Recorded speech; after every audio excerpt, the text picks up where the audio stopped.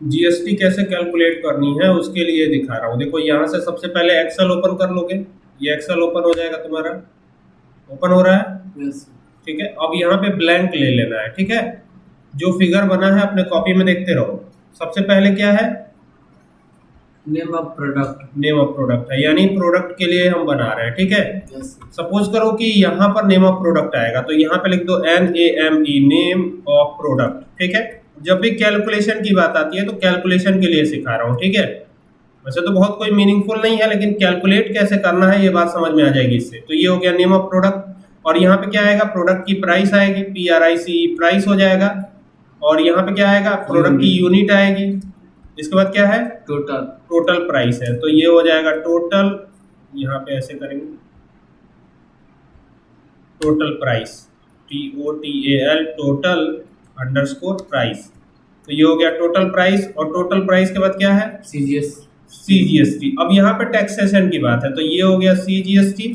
अब CGST और SGST same state के लिए लगता है ना। Yes. और एक ही बार में लग जाएगा, CGST हो गया, ये हो गया SGST।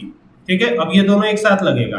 और यहाँ पे अब टोटल टैक्स आएगा, Yes. टोटल टैक्स आएगा, तो ये हो गया total underscore tax, TAX। Final. ठीक है, यहाँ पे फाइनल पेएबल अमाउंट आएगा, तो फाइनल पेएबल लिख देते हैं, फाइनल पेएबल, PAYABLE, ये हो गया फाइनल पेएबल। अब समस्या हमारे साथ ये है कि यहाँ पर हम प्रोडक्ट के नेम लिखेंगे। तो जैसे मान लो कुछ प्रोडक्ट के नेम लिखते हैं, जैसे मान लो हमने लिख दिया लैपटॉप, ये हो गया लैपटॉप। अब लैपटॉप कितने का है, तो लैपटॉप है आपका मान लीजिए 30,000 का, तो ये हो गया 30,000। अब इसके बाद नेक्स्ट पे आएंगे, तो 5 लैपटॉप परचेज किए गए, तो टोटल प्राइस निकालनी पड़ेगी। तो टोटल प्राइस कैसे निकलेगा, सबसे पहले तो इक्वल टू लगाना पड़ेगा। और देखो ये जो है ना, सेलेटर्स देखना, ये B है B2 और रो क्या है, 2 है, तो B2 हो जाएगा। अगर इस पे क्लिक करते हैं तो B2 आ जाएगा, यहाँ पे आ गया। Yes sir. इसके बाद मल्टीप्लाई किससे करना है, यूनिट से। तो मल्टीप्लाई का साइन आपको 8 नंबर अल्फा न्यूमेरिक बटन पे मिलेगा, मल्टीप्लाई लगा दीजिएगा, और यहाँ से ये C2 को सेलेक्ट कीजिएगा और एंटर कीजिएगा, तो यहाँ पे टोटल होता हुआ नजर आएगा। अब CGST कितना है, तो इसमें हमको एक ड्रॉप डाउन बनाना पड़ेगा। ठीक है, जैसे मान लीजिए हमारा डेटा यहाँ तक रहेगा, सपोज कीजिए यहाँ तक रहेगा डेटा, तो इतने एरिया में ड्रॉप डाउन बनाना है। तो यहाँ से डेटा टाइप पे जाएंगे, डेटा टाइप पे जाके क्या करेंगे, ये यहाँ पे मिलेगा डाटा वैलिडेशन, तो यहाँ पे चलेंगे, और ये आ गया डाटा वैलिडेशन। ठीक है, क्योंकि हमको पता है कि CGST और SGST दोनों ही लगाना है हमको, तो कोई दिक्कत नहीं है, हम दोनों ही लगा लेंगे। ठीक है, तो यहाँ से वापस चलते हैं, क्लिक करते हैं, और ये आ गया डाटा वैलिडेशन पर, और यहाँ से क्या करेंगे, इस पे क्लिक करेंगे, क्लिक करके वापस इसे लिस्ट बनाएंगे।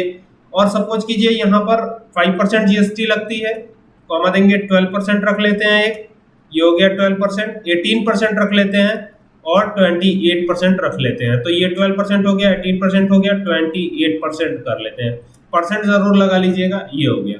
तो अभी इतने एरिया में आप देखेंगे कि आपको ड्रॉप डाउन नजर आएगी, नजर आ रही है। Yes sir. ठीक है, इसी तरीके से इसमें आएंगे, सेम यही प्रोसीजर इसमें फॉलो करेंगे। लेकिन रुकिए, यहाँ पर हमको आधा आधा करना है, ऐसा नहीं है कि इतना ही रखना है, आधा आधा करना है। तो क्या करना पड़ेगा, तो इसमें इसका हाफ रखना पड़ेगा, यानी जैसे 5% हमने दिया है तो 2.5% कर देंगे। यहाँ पे है ना 5%, इसको हटा करके क्या कर देंगे, 2.5%, तो था 2.5%, तो ये हो गया 2.5%, फिर कॉमा लगा देंगे, फिर क्या था, फिर था आपका 6%, फिर क्या था 9% था, तो 9% कर दिया, और परसेंट रखेंगे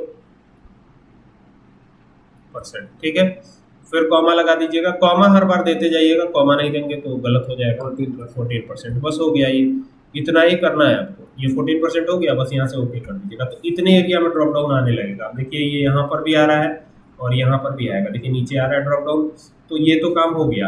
अभी यहाँ पर आएंगे, इसके लिए भी बनाना है, तो उतने ही एरिया में जितने एरिया में ये बना हुआ है। तो देखिए कहाँ तक बना हुआ है, इसको यहाँ से जाएंगे, देखेंगे एक बार कहाँ तक ये बना हुआ है हमारा, वो एरिया सेलेक्ट कर लेंगे। इतने एरिया में, यहाँ तक था, इतने एरिया में इसको भी करेंगे। ठीक है, तो यहाँ पे क्लिक करके आएंगे और यहाँ से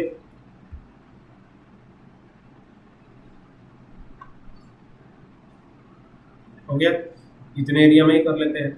अब यहाँ पे जाके और वापस से ये डाटा वैलिडेशन पे जाएंगे, क्लिक करेंगे, लिस्ट करेंगे इसको। ठीक है, जब भी ड्रॉप डाउन बनाना होगा ये मेथड आजमा लीजिएगा। ये हो जाएगा 2.5%, जो वहाँ पे था सेम वही चीज़ यहाँ पे भी रहेगी।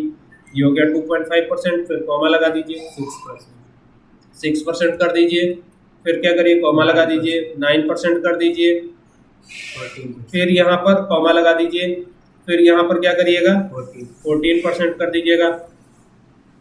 हो गया, yes sir, ओके कर दीजिए, हो गया। yes sir, तो दोनों में बन गया। अब यहाँ पे टोटल टैक्स निकालना होगा तो आराम से आप निकाल पाएंगे। तो अभी यहाँ पर आते हैं, तो इस बार क्या करते हैं, यहाँ पे लिखते हैं पावर केबल। पावर केबल समझते हैं ना, ये Yes. जो केबल होती है जो सीपीयू आपके मॉनिटर से जुड़ती है, पावर केबल हो गया ये। पावर केबल के बाद और कोई प्रोडक्ट होगा, जैसे यहाँ पे यूएसबी कर लेते हैं। चलिए यूएसबी, यूएसबी का फुल फॉर्म क्या होता है, यूनिवर्सल सीरियल बस, ठीक है। yes, पावर केबल है आपकी 300 रुपए की, यूएसबी है आपकी 200 रुपए की। यूनिट कितना कितना परचेज किया वो यहाँ पे देना पड़ेगा। मान लीजिए 6 यहाँ पे कर दिया, 20 यहाँ पे कर दिया, ठीक है। टोटल प्राइस तो अपने से आएगी। इसी तरीके से और कोई प्रोडक्ट, जैसे मॉनिटर कर देते हैं, मॉनिटर MONITOR, ये हो गया मॉनिटर। और मॉनिटर कितने का है, एक 6,000 रुपये का। कितने का है, 6,000 रुपये का। और यहाँ पे 4 मॉनिटर की बात हो रही है, तो यहाँ पे टोटल वगैरह सब अपने से आएगा, ठीक है। कैसे आएगा, इस पे जैसे डबल क्लिक करेंगे ना तो सब आ जाएगा। देखिए आ गया, सब आ गया ना। अब यहाँ पे देखिए CGST टोटल टैक्स हमने कैलकुलेट किया है, नहीं किया है।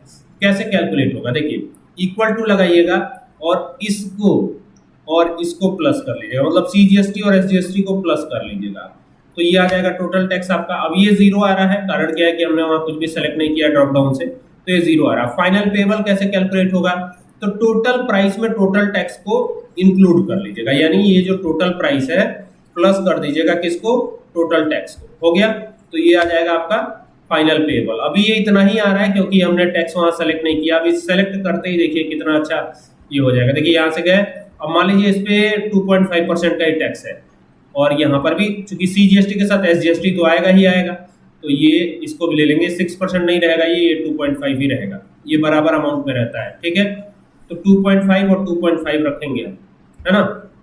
देखिए यहाँ पे 2.5 0 जैसे ही कर रहा हूँ तो ये 3 हो जा रहा है। यहाँ पे देखिएगा, यहाँ पे ये डेसिमल प्लेसेस एक्सेप्ट नहीं कर रहा है, तो इसके लिए हम क्या करेंगे, इसके लिए होम टैब पे चलते हैं, और होम टैब पे चल के यहाँ पे देखिए ये क्या है, इंक्रीज डेसिमल।